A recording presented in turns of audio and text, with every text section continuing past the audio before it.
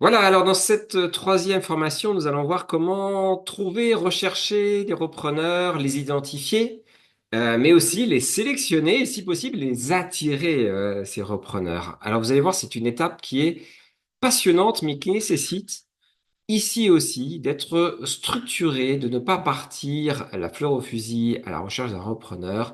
Il va falloir notamment dans un premier temps que vous cibliez ce repreneur, donc établir un ciblage, un profil type du repreneur idéal pour votre entreprise.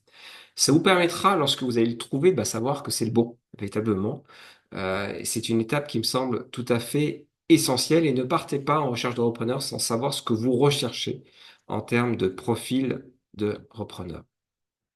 On va voir ensemble ensuite comment on identifie des repreneurs potentiels, comment on les trouve, ces repreneurs, quels sont les outils, les plateformes pour trouver ces repreneurs. On va voir ça ensemble. Ensuite, on va regarder comment attirer. Alors ça, c'est encore mieux, hein, des repreneurs sans avoir besoin d'aller les chercher. Donc, il y a des techniques. Je vais vous révéler les techniques utilisées par les professionnels pour attirer de manière magnétique, je dirais presque, des repreneurs sans avoir besoin d'aller les chercher. On va regarder comment maximiser la visibilité de votre entreprise. Ça va avec, hein, c'est important de continuer, même d'amplifier la communication sur votre entreprise lorsque vous êtes à la recherche d'un repreneur. Vous allez voir que ça facilite beaucoup les choses.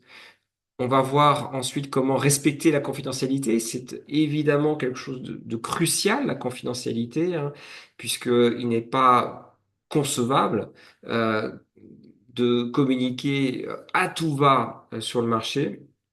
Il faut faire en sorte finalement que peu d'entreprises soient informées sur votre projet de transmission, ce qui va aider véritablement à maximiser la valeur de l'entreprise.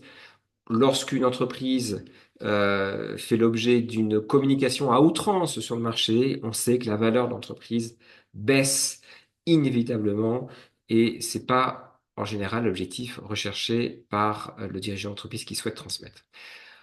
On va regarder comment sélectionner parce que c'est une chose d'attirer, c'est une autre chose de sélectionner ces repreneurs.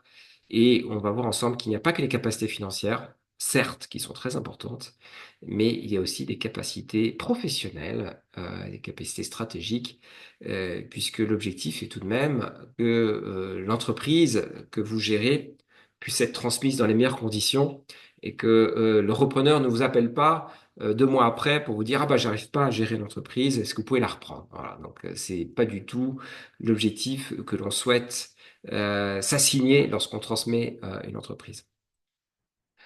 Je vous donnerai des modèles de qualification de repreneurs pour vous aider, donc avec des critères. Je vous donnerai aussi des exemples de stratégies à suivre dans la recherche sélection des repreneurs. Donc vous aurez tous les outils pour travailler. Je vous expliquerai aussi en termes de plateformes sur lesquelles aller aussi. Donc vous aurez toutes ces informations. N'hésitez pas, inscrivez-vous dès aujourd'hui à cette formation qui est en ligne très prochainement et je suis à vos dispositions pour poursuivre sur d'autres questions, d'autres conseils dont vous auriez besoin. À très bientôt.